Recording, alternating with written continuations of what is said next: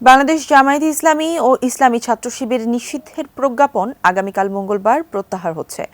দলটির আইনজীবী অ্যাডভোকেট মোহাম্মদ শিশির মনির এ তথ্য জানিয়েছেন। তিনি জানান, এই সিদ্ধান্ত প্রত্যাহারের পর জামায়াতের নিবন্ধন বাতিলের সিদ্ধান্তের বিরুদ্ধে আবেদন করা হবে।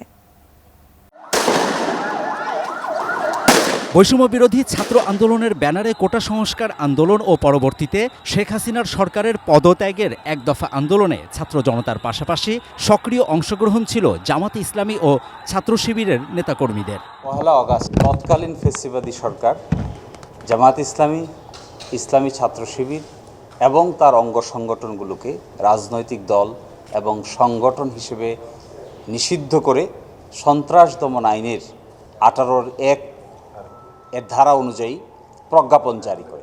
গণ অভ্যুত্থানের মুখে 5 আগস্ট পদত্যাগ করে শেখ হাসিনা দেশ ছেড়ে ভারতে চলে যান। পরবর্তীতে উপদেষ্টা পরিষদ গঠন করার ক্ষেত্রেও জামায়াত ইসলামী গুরুত্বপূর্ণ তাৎপর্যপূর্ণ ভূমিকা পালন করে। জামায়াত ইসলামীর সঙ্গে বর্তমান সরকার এবং আন্তর্জাতিক কমিউনিটি অন্যান্য রাজনৈতিক দলের মতোই কাজকর্ম চালিয়ে যাচ্ছে।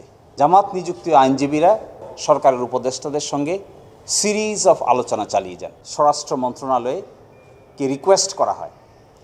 এই রিকোয়েস্টের অংশ হিসেবে তারা আমাদেরকে জানিয়েছেন সকল প্রশাসনিক কর্মকাণ্ড সম্পন্ন হয়েছে, আগামীকালকের মধ্যেই এই নিষিদ্ধের আদেশটি প্রত্যাহার হবে বলে আমাদের তথ্যমতো কনফার্ম করেছেন।